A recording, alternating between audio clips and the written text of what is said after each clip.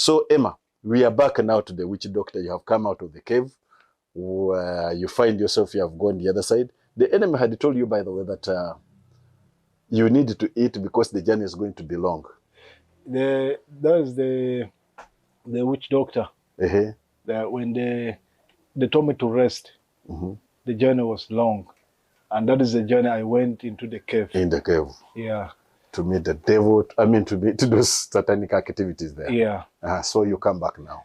So when I came back, I found myself, after 2 days staying in that cave, I found myself in the house of the witch doctor.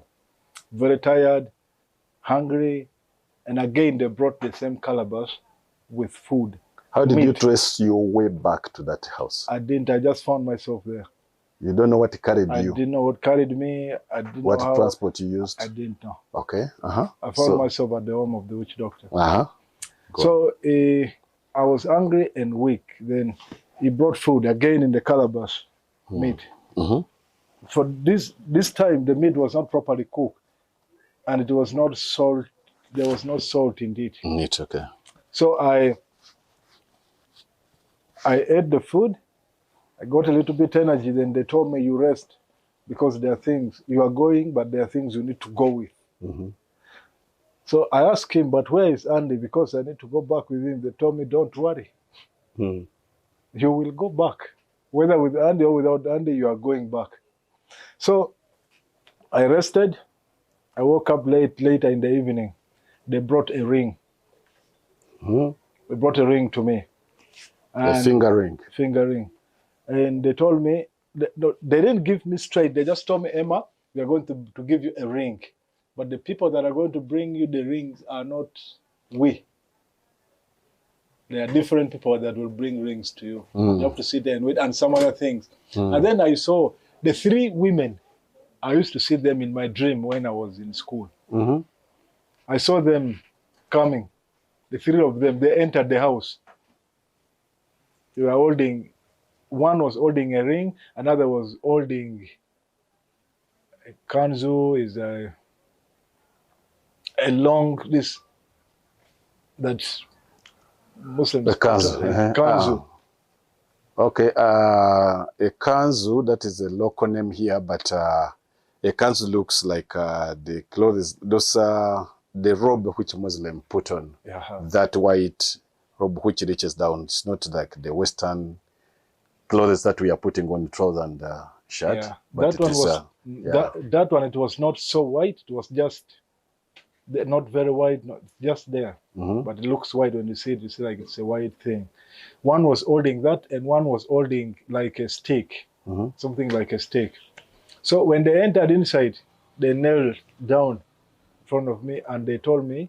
Those were the ladies? The ladies, the witch doctors. You had been seeing these ladies in the dream? In the dream. That was when Andy gave me the rosary. Okay. Those ladies when I was... Are they the ones who are appearing at your bed? Yeah. In Sorote College, College. Yeah. Those were the very women. And when I saw them, I remembered straight Teso College. These were the very people I was seeing them in the dream. So when they came, they knelt down.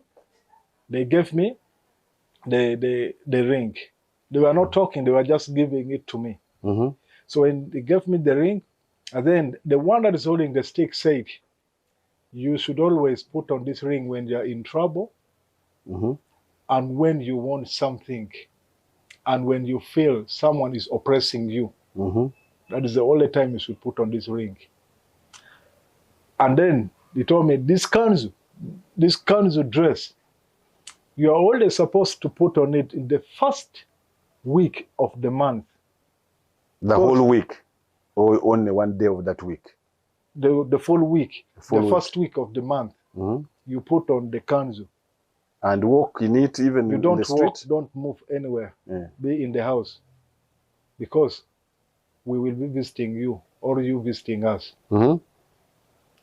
And this stick will only come to you when you are also in trouble. You have already seen it. So when you find it anywhere, don't destroy it. Because when it gets destroyed, you will pay a price. But we are not giving it to you.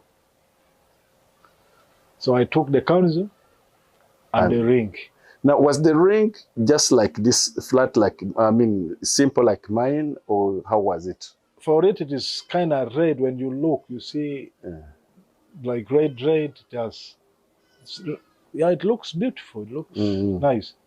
Okay. So when they gave me those two things, they told me, we go, but don't fear us wherever we come to you.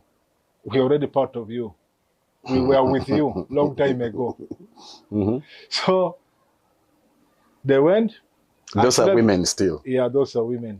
They went. So the 4 witch doctor came back after those guys going. All of them, when they opened the door, they removed their shoes. They came and they stood, all of them putting their hand like this. Me, I was seated on the chair. They sat down and they were putting their hands like this. And one said, can you touch us with the hand of blessing? So me also, I felt like I am now big. You want to bless somebody. Yeah, I felt now like I am now big. You are loaded with the evil spirits. Instead, you are cursing people and you think you're blessing. Okay. So I touched them. They were happy. They are very happy. So I slept in the morning. They told me, they let me out of the gate. They told me, that is your way. You can go. But I said, no, Handy is where? What will I use for going? They told me, you will go back. You will find Handy in Panyimo. You'll find the Handy in Panyimo. Where we left the car. And because for you, you didn't know the road. You are in this place, strange place for the first time. Yeah. And they're not even giving you somebody to escort you to where Handy is. They are not giving me anyone. So I walked a little. A borderman came. Border came. Border is a motorbike, is a passenger motorbikes in Uganda. He came and he stopped and asked me, hey, are you going to Uganda? I said, yes, I'm going to Uganda. I said, hey, I am also going to Uganda. I have a free ride for you. Everything is organized from underground. Can you come and we go? I sat. The guy rode. When we reached at the border point, he said, man, I don't have the things to cross the border. The requirements. The requirements. So I think from here now you are good to go. Then I just saw him riding back. And he didn't ask for a penny? He didn't ask for anything. So I put on the ring. I remember what Andy did. I put on the ring. People were not so many. People were few. People were just... So when I came, those guys were old, bowing before me. They were all at the border. At the border, the policemen, they had the how did you use the ring? I just put on the ring. I didn't even do anything. You didn't do anything. Just put on the ring. I just put on the ring and walked. Then the guys began to bow. The guys was like, hey, thank you, welcome. You go, your way is clean. There's no problems here. People are okay. People are peaceful. So me, from my heart, I felt like, aha, now I have made it because football, I'm coming for you. So now when, after crossing the border, I reached, remember there's still a distance from the border to Panyimo. It's still a long distance, a long way. Again, I found a car parked by the roadside. That man said, hey, young man, where are you going? I said, I'm going to Panyimo. He said, hey, you come and give you a lift. I'm alone. We dropped in the car. I reached Panyimo. Panyimo is quite far from the border. Yeah, he didn't. From where I was, it was close to Mahaji, where he picked, where we got the ride with him. So when we reached in Panyimo, I went to where we were sleeping. I found Andy was eating. So he told me, what food should I give you? I told him I want to eat fish. He said, it's fine, you go and bring for him fish. And they brought for me fish. He asked me, Emma, are you tired? I told him, yeah, I'm tired. So do you think we can go to Kampala right now? Or you want to use another mean for going to Kampala? So then I told him, man, let's use the car. Then he told me, Emma, everything will be okay for you, but you need to follow the rules. There are so many things that will come your way. And this is just the beginning. And you may not see me again because my mission With you. is ending soon. His mission with you. Yeah. So then I asked him, I want money. The guy told me, just money. That is, don't even talk about it. It's not the problem. You see, your spiritual father is a very rich man. The guy was doing ministries in Congo. He was disturbing part of us. So we are going to drain him. He will begin to send you money. Any amount you ask. Don't fear, just ask. Yes, money. We want to finish the money of his ministry so that he will stop the ministries. He will stop what he's doing because he's disturbing them. Now they have found a channel into, they have become now a channel which will drain his resources. Yeah. So we slept there that day. And then in the morning, my spiritual father called me on the phone. He asked me, Emma, I've been looking for you. Where are you? I told him I'm in Kampala. Then he told me, I know you're in school and you don't have enough and you didn't call me for long. So I'm going to send you some money. Then he sent me 4 million. On my mobile money, I received 4 million. He had never sent you that amount. No. What is the biggest he had sent you before? I think 150,000. 150,000. Now this time he's sending you 4 million and he doesn't know why he's sending you. He doesn't know. He just said pocket money. There's something manipulating him, but he's not aware. So people, we need to pray. If you're a Christian, pray. Satan can manipulate any decision you take. And it doesn't matter whether you are a Christian or not. If you are, you can lapse a little bit in prayer or just Satan taking advantage of you. Yeah. So when I received that money, I received the money. We were already on the way in the car. He just called me and he sent the money later to me. You get excited. When I received a message like this, I picked my phone and said, and I've received 4 million. And then he just laughed at me. Then I asked him, now, what will I do with this money? Remember, in all of the time I received that 4 million, the highest amount of money I have gotten, I was given 500,000. I played football and they paid me that money. They gave me that money, 500,000. That is the highest amount of money I ever got. If you're abroad and you're trying to see how much is that in your currency, go to the US dollar. The exchange rate for Ugandan currency is 3,700. $1 US is equal to 3,700. So multiply that with, or divide that with that 4 million. You get the right amount.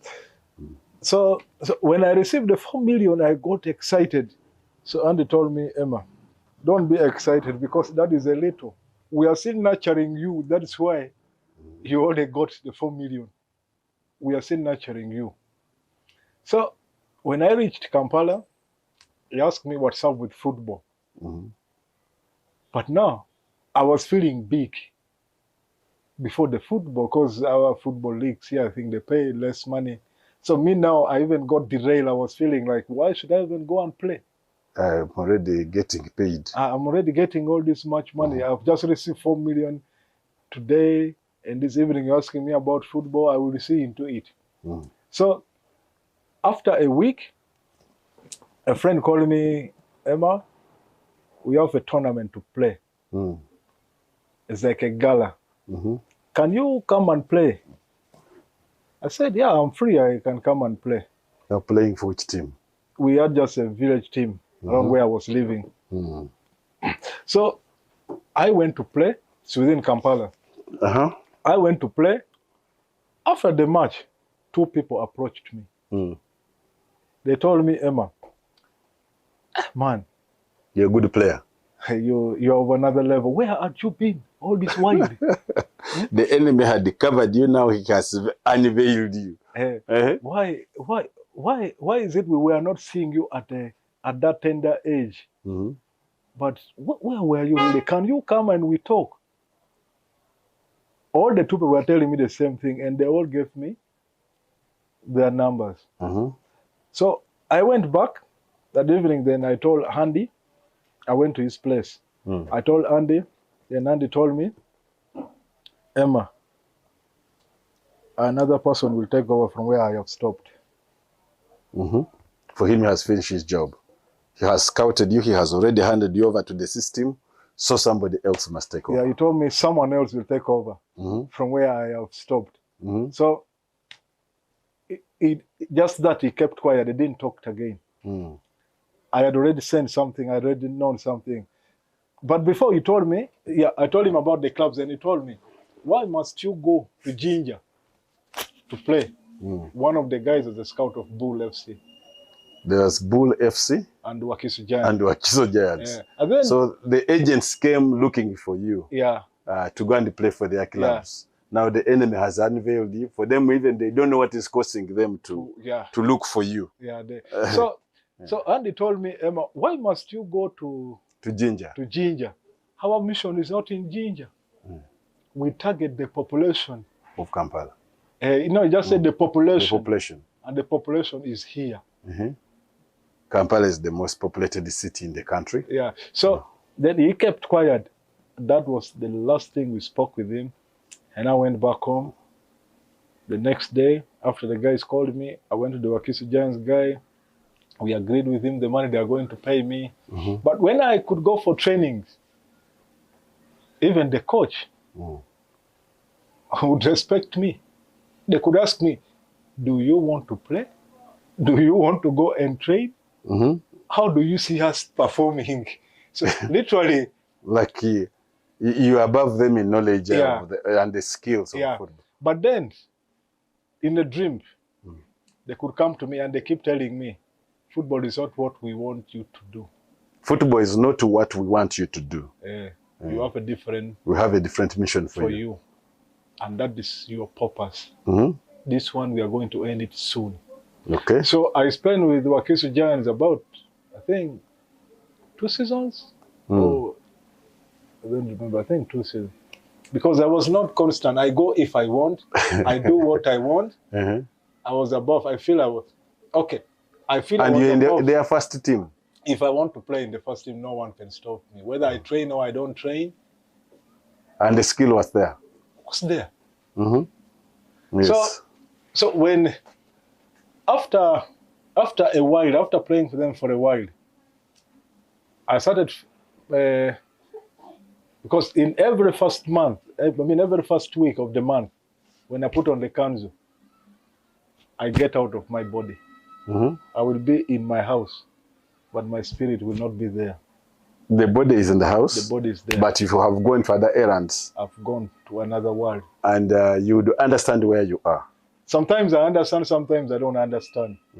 Because when I reach there, wherever I go there, I could find 12 people seated on the different chair and a congregation of people. Many sitting down there. And when I reach, these people will stand up to welcome me. And they will tell me, the lamp, you are welcome.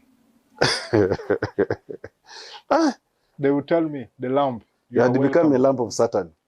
Because there's a lamp of God who is Jesus Christ. But now they are telling you the lamp of Satan to do, you're going to do the work of Satan. Yeah. Oh my God. They will tell me, the lamp, you are welcome.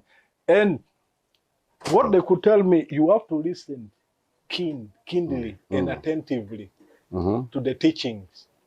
Because we have our branches, many in the world. And most of those ones, their years are coming to an end. We don't exceed 60 years. But they have what? They have their limit. Their limits. Yeah. So they use you. They use you. Up to the age of? About 60. 60. Yeah. So beyond that, you die or you remain? Either what they do, because they remove like me, they removed my body, my spirit. I remain with my body. They were in control of my spirit. Of your inner man. So after the 60 years, they will return it to me, because that is now, I am wasted. I cannot do anything. My sanity, they will remove my understanding. They will remove I either die, or they either kill me, or I just... You can die abruptly. Yeah. Those premature deaths, like what we see, those are deep satanic musicians happening to those musicians whom we are not going to name. Yeah. So when I left when I left football, I just didn't go back to play or to train. I just decided to end it from there. Meanwhile, were they giving you money? And they were paying me 1.5 million Ghana shillings per month. Per month. The salary, yeah. And were you getting some other money? A lot of money, because now it had gone far. Because I could call my father. Sometimes, because he's a Christian, from the spiritual realm, they could see him pray. They could see him struggle. And then they taught me, how can I make weakness? How do you weaken him? How do you weaken him? So what do? I make him to be angry, frustrated.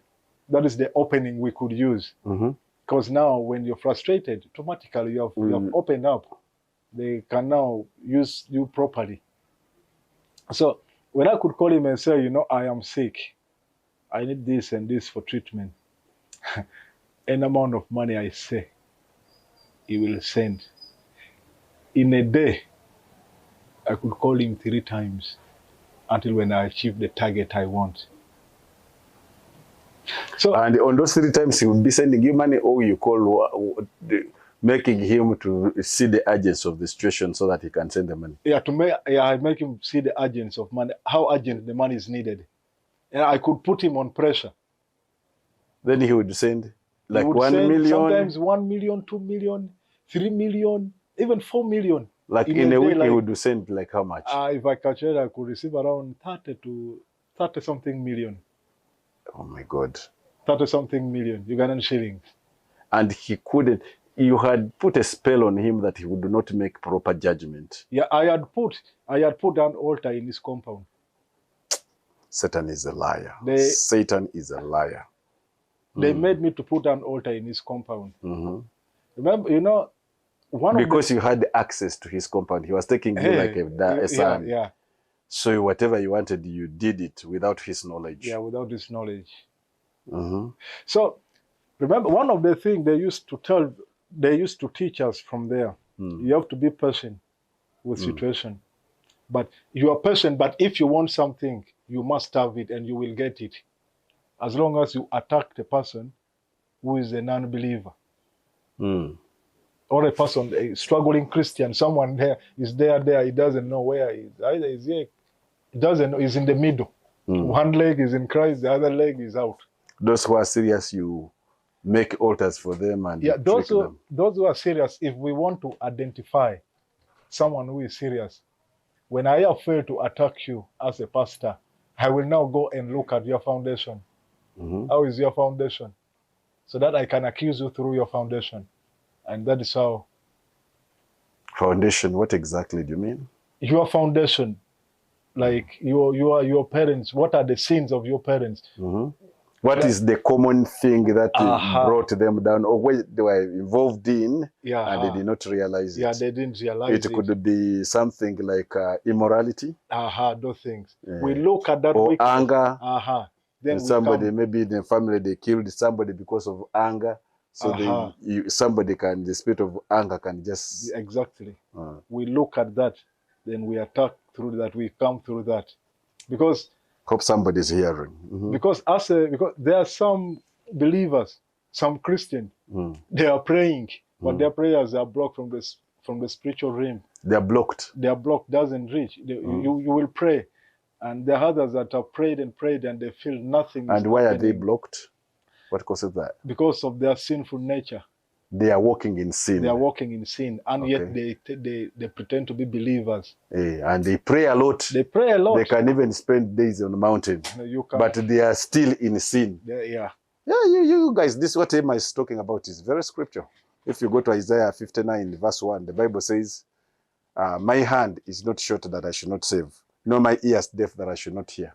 But Your sin have separated me from you. So Satan is a legalist. He will simply use the Bible and says, God, why are you bothering with this guy? He's in sin. The Bible says whoever sins is of the devil. Yeah. So you are a child of the devil, then you are going to a different father. You know, he said, no, that's my child. Leave him. I'll handle. So just saying I'm born again is not enough. You need to walk in righteousness. Walk the walk. Pray, but walk the walk. Don't be immoral. You girls, you boys, please walk a righteous life. Satan uses so much the sin of immorality.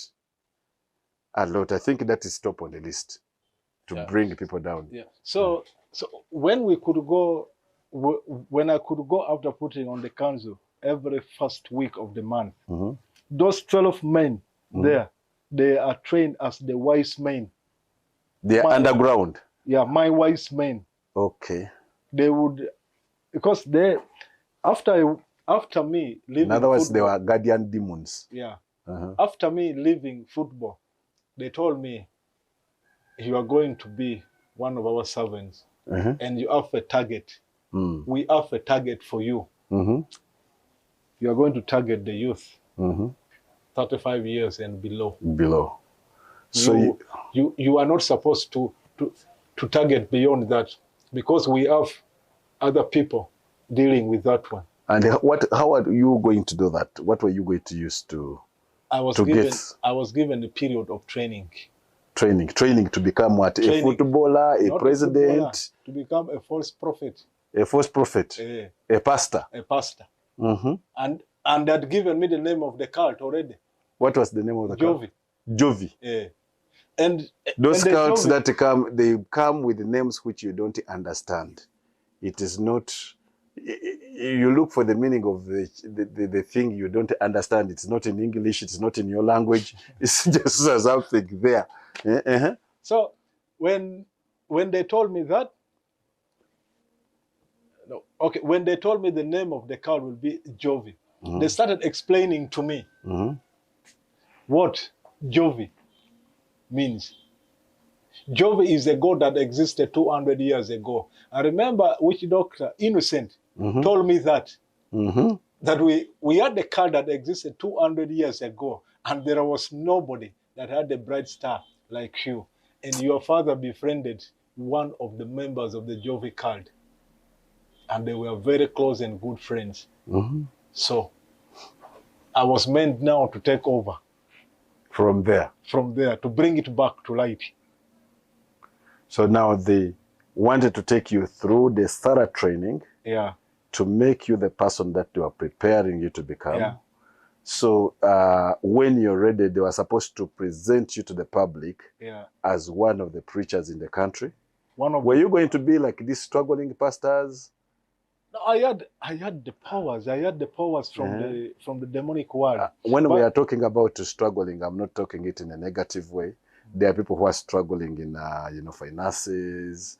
They are struggling in to make ends meet, but they are preaching the gospel. Were you going to be like that? No, because they want me to attract a large crowd. So you are supposed to have money. You are supposed to have influence. To be famous, to influence others.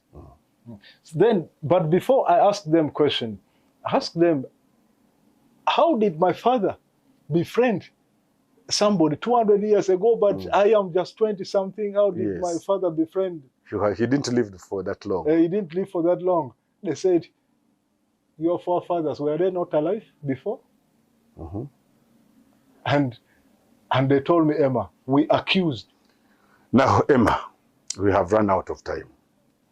Thank you so much for this testimony. We are now getting into the center of things. How you went into this, how they pushed you into the cult, how they turned you into to become, they were training you to become a very powerful pastor. I'm very sure you have, there are others whom they were showing you, this one works for us, and you knew them. Yeah, there are pastors, because after them telling me all those and me coming into agreement with them, I accepted, I consented. You saw the other pastors they were teaching you about. I consented. Then they told me, we are going to give you a mentor.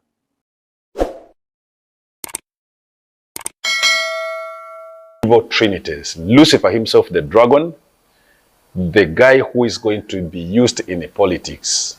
There are people who have sold their souls to the devil, and they fight anything Christian, anything godly. Today it's illegal to preach in some places to certain audiences. They make preaching the gospel become extremely hard, but there will be one ruler who will do that. But there is also the false prophet. And these guys are empowered by evil spirits. They leaped out of their mouth like frogs. They are demonic spirits who work miracles. There are many churches where you see guys work miracles, and people only focus on the miracles, but not the lifestyle of the person. The Bible says you will know them by their fruits. You cannot be a miracle worker when you are in immorality, when you are, you're in homosexuality, you are in those demonic things that are, evil practices.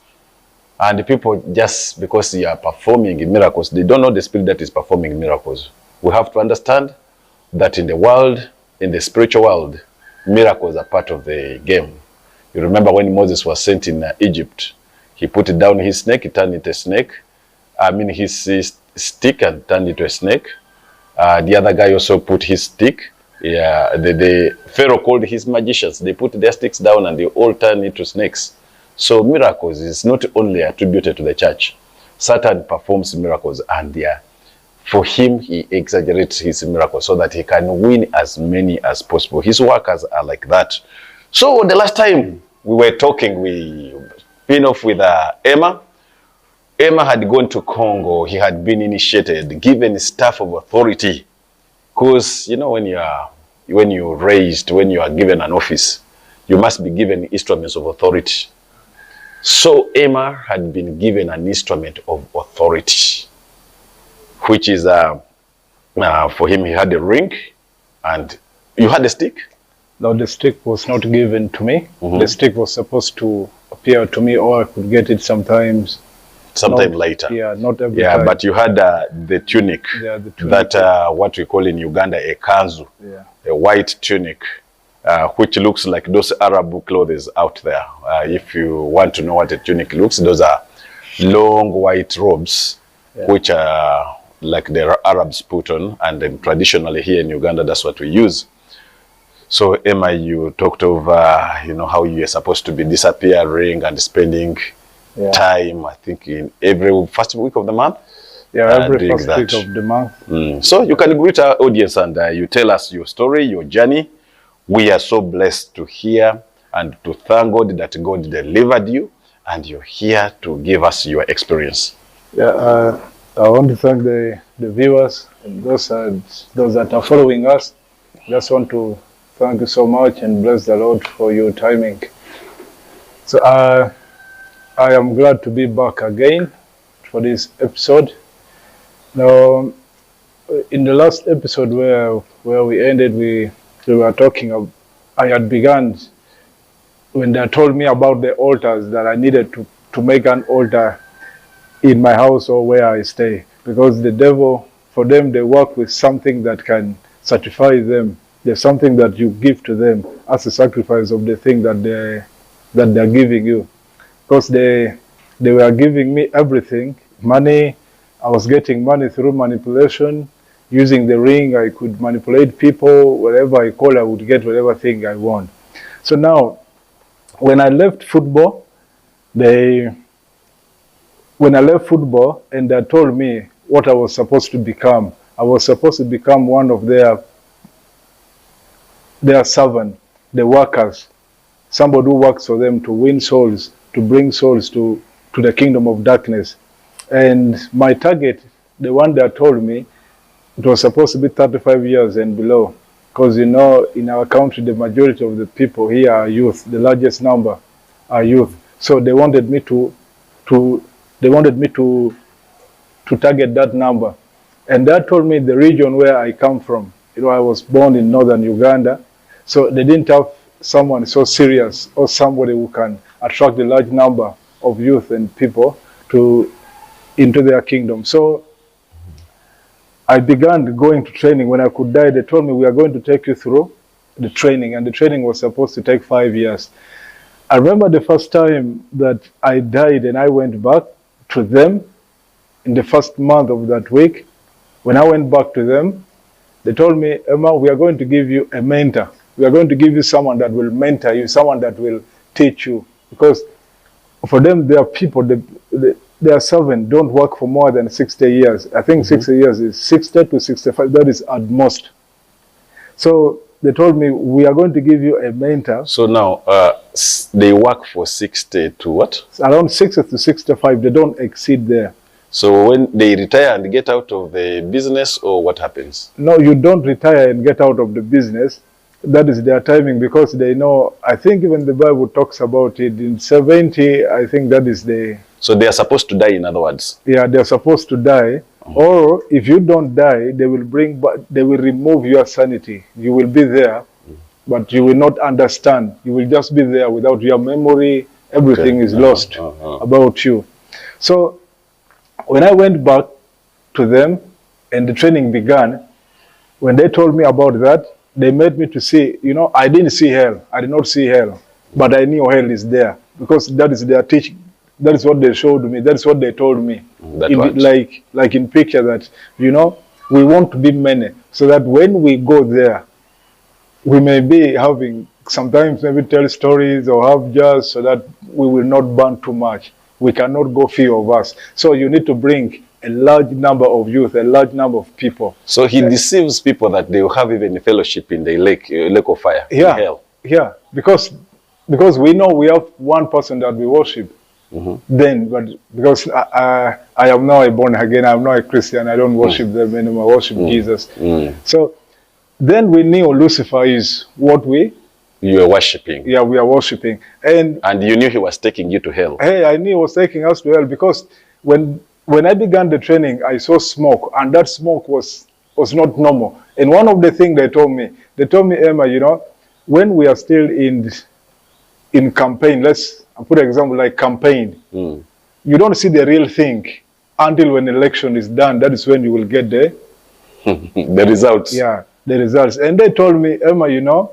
So you were in the campaign to win votes to win Lucifer. Yeah, to win votes. The result to be on the judgment day. Yeah, on the judgment day. So what they told me, Emma, on your last day, the day you're supposed to graduate from the 5 years of training, we're going to make you see hell. But before you seeing hell, because when we take you to see hell right now, you may change your mind tomorrow to say, I don't want to be here. Because you can't accept to burn in fire.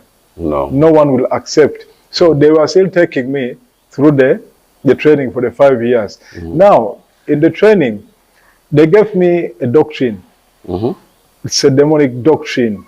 The Bible talks about that. So, you know, I would be with a book like this. I would not see the writings if I am not possessed.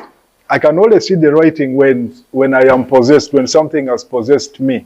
That is when I would see and understand that this is like things writing, like I understand everything. So they gave me the doctrine, and they told me, Emma, we have people that we are also training them to come and work with you. And these are not human beings. These are not people. These are the people that know everything. The people that will tell you, for you, you will be like a speaker, like something we speak through. Like a radio, like a TV. Yeah, just like that. Like you see somebody on the TV and he's speaking, it's not the TV speaking, but the person. Yeah. And also the demonic doctrine, wherever I would open, if I am not possessed, I would not see it. I will see like a blank book. Like a blank book without any writing. So in other words, this demonic doctrine, they gave you a book. Yeah. Okay. So, but when you don't have spirits, you don't see anything. You don't see anything. You see blank. It's blank. Yeah, blank. But when you're possessed, you see writings beginning to write line by line, and the writings teaches you how can you manipulate people, because for them they are after crowds.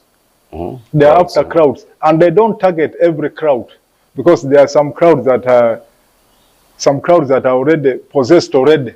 So you need to look for those that are fresh, for those that are not possessed, so that they can bring also many. Now, get us to know those crowd things. The crowd, I'm meaning like the large The number. crowds that are possessed. Because we have political crowds, we have football crowds, we have church crowds. When we are talking about crowds, I think we are talking about gathering of people. Yeah. So now you target which kind of crowd? In my area of specialization where they were training me, that was a crowd, a congregation, a church. Like I was given a cult named Jovi. The people in the outside may think that is a church. No, it's not a church, it's a cult. They call it a cult. A cult. Yeah, because they know not very many people these days go to witch doctors. Many people don't go because people deem it a tradition, like something of long time ago. So the devil has designed another way, something new, like a church where people will come in and pray. You may think you're going to church, you're going to a cult. Yes. And the time I continued with my training, they gave me a mentor, and he's one of the Kenyan pastors. He always put on the council, like preaches the council, and sometimes all the handkerchief. I want to explain the handkerchief. You know that handkerchief is not a normal thing. Yeah. It is not like a normal handkerchief. Now, our international audience, remember we said the kanzu is that white tunic, which is okay, wrong robe, like the Arab robe. So this tele-evangelist puts on that. Yeah. So sometimes he uses the handkerchief. You know, that handkerchief is not a normal thing. Not like a month, we have 28 days. Counting off other days. You should have the handkerchief for all those days. 28. From month, you should have 28 handkerchiefs in a day. You see, each and every day, he cleans his face with that handkerchief. That handkerchief is anointed from the demonic kingdom. When he cleans his face, it's like you become so clear to him. He will tell you everything about you, even you, where you live, what you eat, what you need, what you're from doing. Literally, he will know everything about you. It removes the human veil and unveils to him the information about you. About you, who you are. And then he will explain everything, and then you will become excited. You will believe him and say, oh, and this guy is telling me the truth. Give us a little bit of the description of that guy. Where is he based? You know, we have so many of our people in Kenya. Is he in Eldoret? Is he in Kisumu? Is he in Mombasa? He has 2 branches in Nairobi and Mombasa. Mombasa. And he has they call it Prayer Mountain. People call it Prayer Mountain. When I came back to Christ is when I got to know it's called Prayer Mountain. But then for us there, we used to call it a shrine.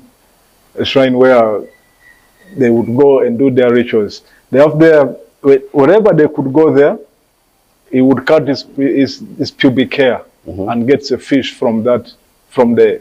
He gets a fish? Yeah, get fish from the ocean? No, from the river. There's like there's a small river like a prayer mountain. They got it. Many people go to pray and you know, but you don't go there. You go there only on appointment. He cuts off his pubic hair and gets the fish. Gets the fish from the river. Yeah, and then puts the pubic hair in the mouth of the fish and throw it back. So in that, when he puts that thing, he does that after every 2 months. I mean, after every 2 weeks in a month.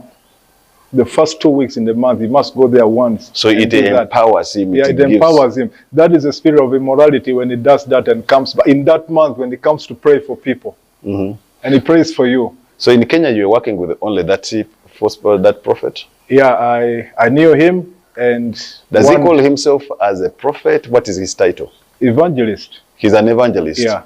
Is he the man who was associated with the Shakahola man? Yeah, he's the televangelist who was implicated? Yeah.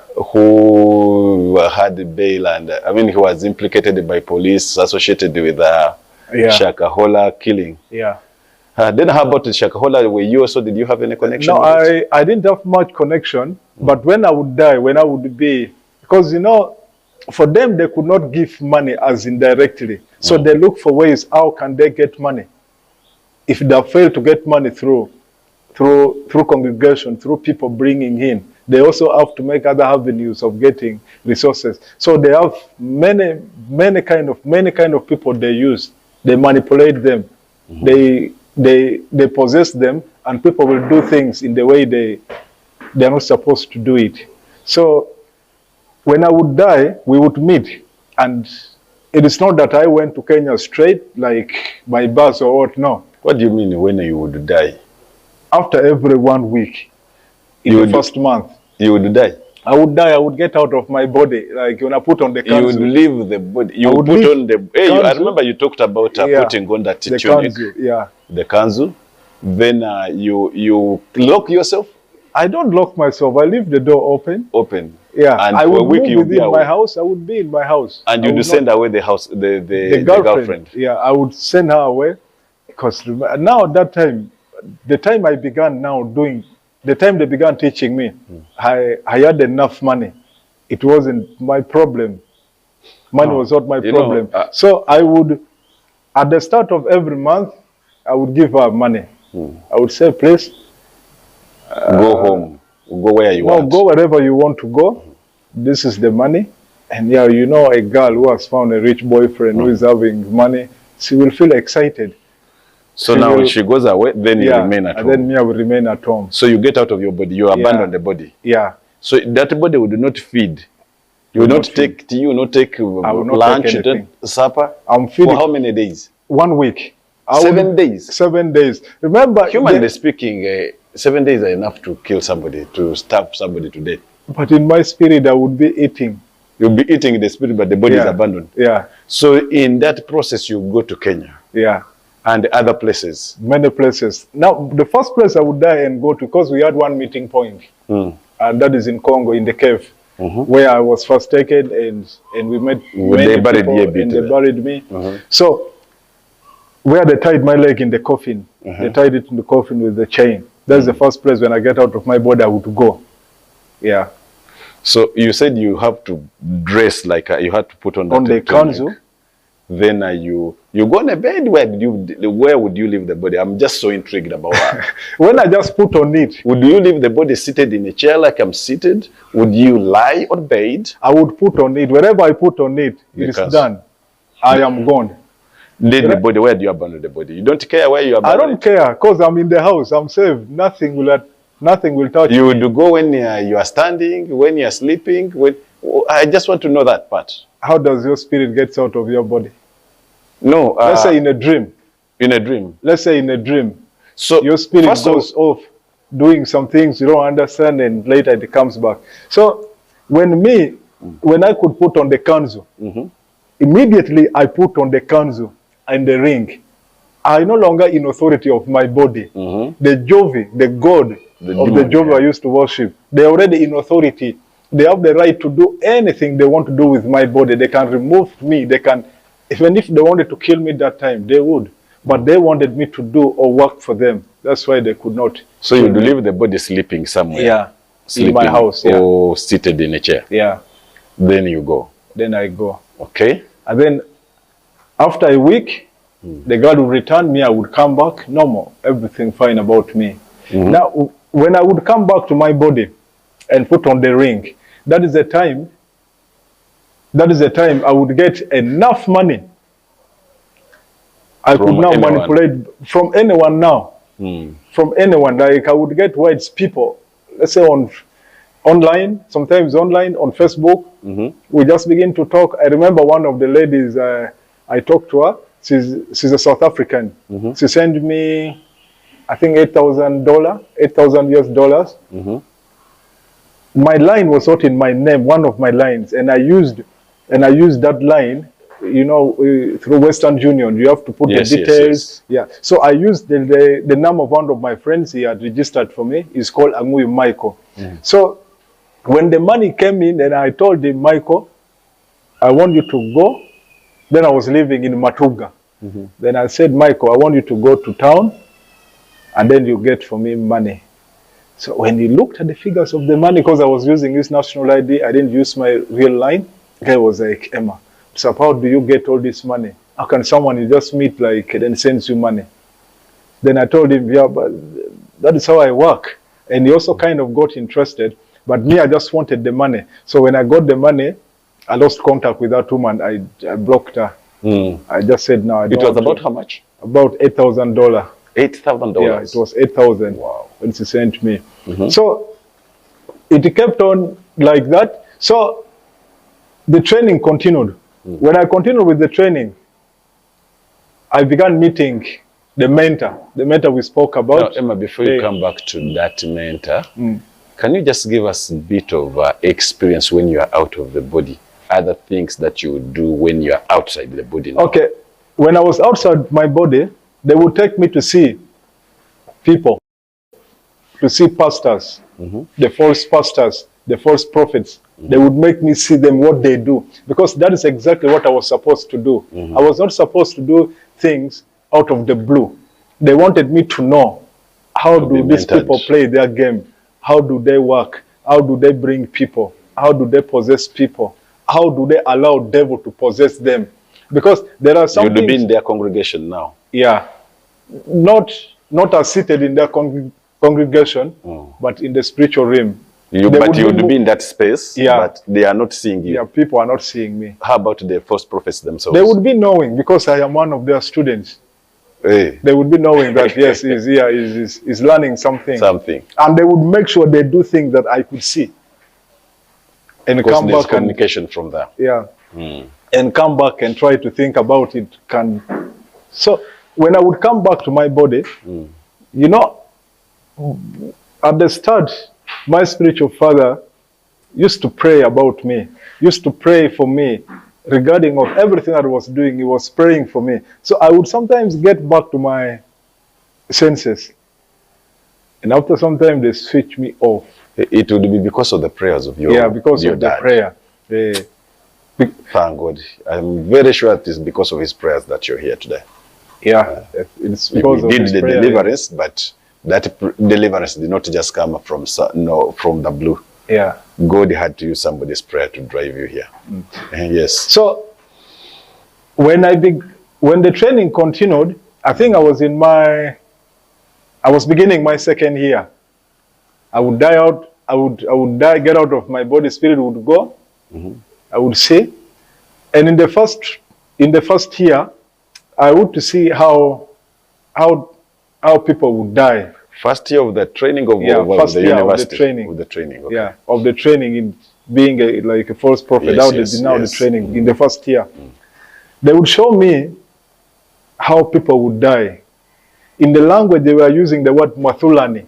Mathulani. That is in the Congo, I think. That is because where I would go, people would be many.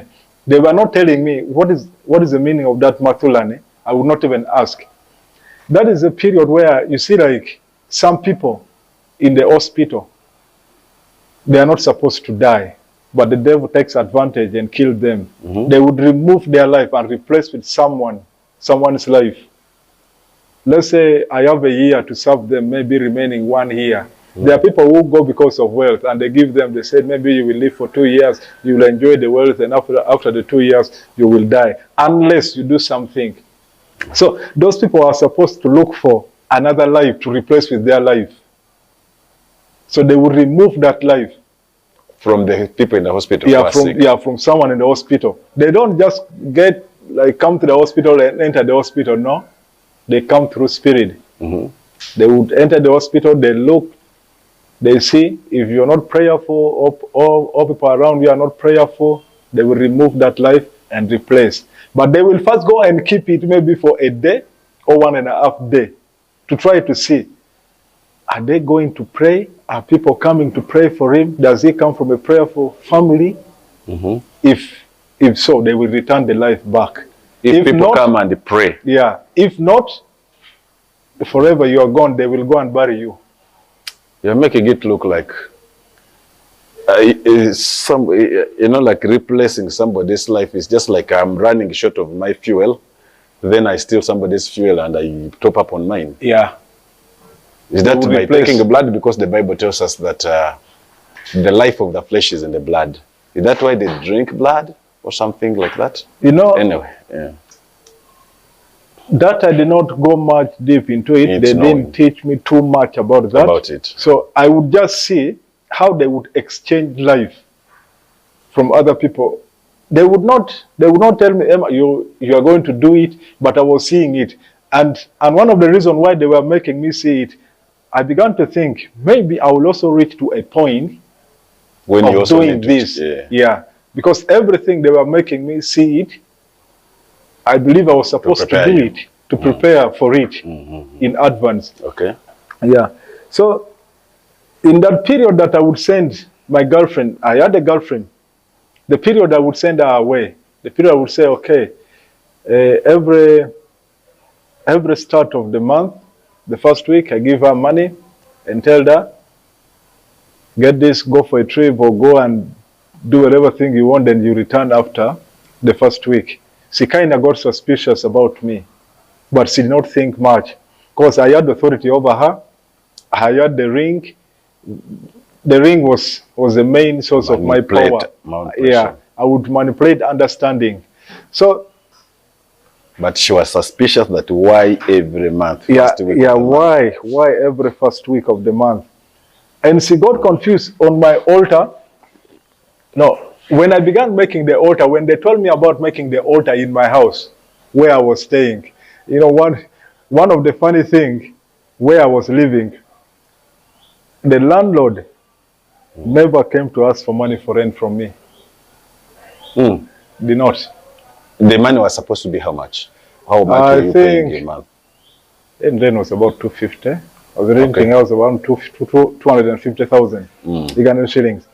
But the landlord did not come for one day to ask for money for rent from me. When he comes to ask for money for rent, he will come and enter the house and begins telling me stories. And you know, we became so good friends, but I was manipulating him that he forgets when he comes to ask for money from me for rent. So on the altars, the sacrifice I would make, I was supposed to impact the spirit of immorality on girls. I would sleep with them. Others got pregnant. Now that was your private altar in your home? Yeah, the private altar in my house. In your house, okay. Yeah, in my house. Because remember, they are giving me. I must give back. But they were not yet telling me that I would sacrifice a human or what. Because you see, the devil does not let you begin things at once. You need to go slow. For them, they begin step by step. You may begin with a hen, the next time a goat and a cow, and eventually it will end up into human sacrifice. Yeah, human sacrifice. And the far that I was going, you know, during the training, when people would come to churches to pray to those false prophets, many people would come. You may find pastors coming that they want anointing, they want blessings. No, they are not giving you the anointing. They are not giving you the anointing. So that is how for them they would give sacrifice. The more people you bring into the kingdom of darkness, I think for them they even celebrate it's more than killing. It's like more than you sacrificing someone. Yeah.